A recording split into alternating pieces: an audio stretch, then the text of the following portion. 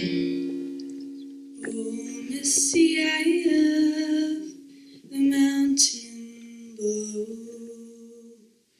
keep careful watch of my brother's soul, and should the sky be filled with fire and smoke, keep watching over dew and sun.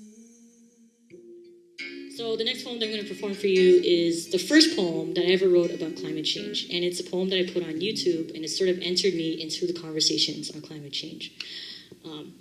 It's called Tell Them. And it's all about me sending a package of what we call amimono, which is our handicrafts, about me sending a package to my friends in the States and what I would want them to know and tell people about our islands. I prepared the package for my friends in the States. First, the dangling earrings, woven into half moons, black pearls glinting like an eye in a storm of tight spirals. Second, the basket, sturdy, also woven, brown, cowrie shell shiny, intricate mandala shaped by calloused fingers. Inside this basket, I write a message. Wear these earrings to stores, to classes and meetings, to the corner store, the grocery store, and while riding the bus. Store jewelry, incense, copper coins, and curling letters like this one in this basket. And when others ask you where you got this, you tell them they're from the Marshall Islands. Show them where it is on a map. Tell them we are a proud people toasted dark brown as the carved ribs of a tree stump. Tell them we are descendants of the finest navigators in the world. Tell them our islands were dropped from a basket carried by a giant. Tell them we are the hollow hulls of canoes as fast as the wind slicing through Pacific seas. We are wood shavings and drying pandanus leaves and sticky burros that came in. We are sweet harmonies of mothers, aunties, sisters, songs late into night. Tell them we are dusty rubber slippers swiped from concrete doorsteps. We are the ripped seams and the broken door handles of taxis. We are sweaty hands shaking another sweaty hand in heat. Tell them we are days and nights hotter than anything you can imagine. Tell them we are little girls with braids cartwheeling beneath the rain. We are shards of broken beer bottles burrowed beneath a fine white sand. We are children flinging like rubber bands across a road clogged with chugging cars. Tell them we only got one road. And after all this, tell them about the water, how we have seen it rising, flooding across our cemeteries, gushing over our sea walls and crashing against our homes. Tell them what it's like to see the entire ocean level with the land. Tell them we are afraid. Tell them we don't know of the politics or the science, but we see what's in our own backyard. Tell them some of us are old fishermen who believe that God made us a promise. Tell them some of us are a little bit more skeptical, but most importantly, you tell them that we don't want to leave, that we've never wanted to leave, and that we are nothing without our islands. Thank you.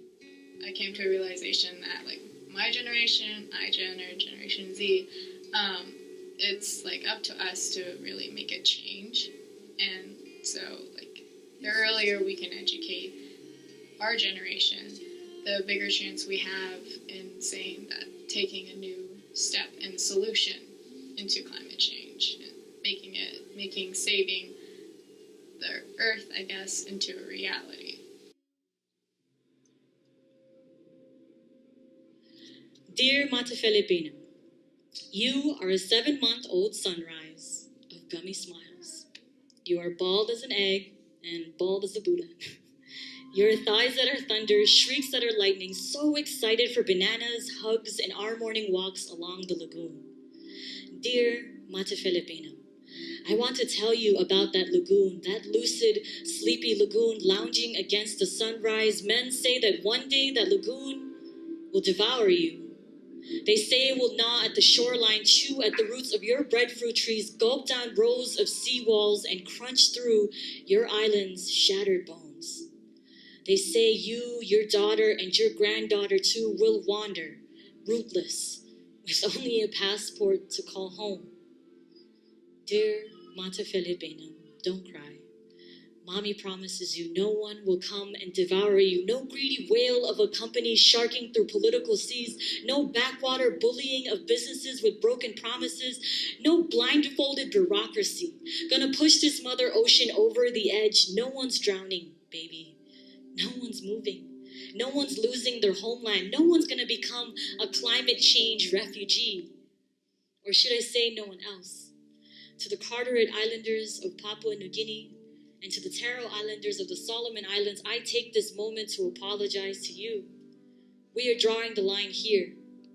Because we, baby, we're going to fight. Your mommy, daddy, boo-boo-jima, your country, and your president too, we will all fight. And even though there are those hidden behind platinum titles who like to pretend that we don't exist, who like to pretend that the Marshall Islands, Tuvalu, Kiribati, Maldives, Typhoon Haiyan in the Philippines, the floods of Algeria, Colombia, Pakistan, and all the earthquakes and hurricanes and tidal waves didn't exist, still, there are those who see us, hands reaching out, fists raising up, banners unfurling, megaphones booming, and we are canoes blocking coal ships. We are the radiance of solar villages. We are the fresh, clean soil of the farmer's past. We are petitions blooming from teenage fingertips. We are families, biking, recycling, reusing, engineers, dreaming, designing, building, artists, painting, dancing, writing, and we're spreading the word. And there are thousands out on the street marching hand in hand, chanting for change now, and they're marching for you, baby. They're marching for us. Because we deserve to do more than just survive. We deserve to thrive. Dear Matefele Benham, you are eyes heavy with drowsy weight, so just close those eyes and sleep in peace, because we won't let you down. You'll see.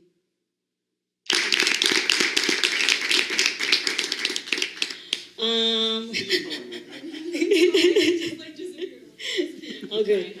So, ever since then, that poem basically changed my life. I'm performing it pretty much all over the world a lot. And I still say it all the time that it still means a lot to me, that poem. It hasn't lost its meaning to me. Because every time I do that poem, I feel like I'm willing it to be real, willing it into reality. We are a group of small town students in the middle of nowhere on the grand scheme of things in Alaska. And yet we raised $21,000 in 2 years to go to the Marshall Islands, study climate change, came back, told our story here at this conference, and we aren't the only ones that can do that. When we presented to the school board shortly after coming back to the Marshall Islands, I told them that we had no intention of stopping. And I said this, quoting myself from last night, the Skagway Climate Change Project didn't end when we got back on April 11th at 7 p.m. It began. Now we had this vehicle that we could use, like we could reference to the Marshall Islands from personal experience, from who we met, what we saw, where we went, and what we learned. And it just shows that anything is possible. And it doesn't matter where you are, you can make a change.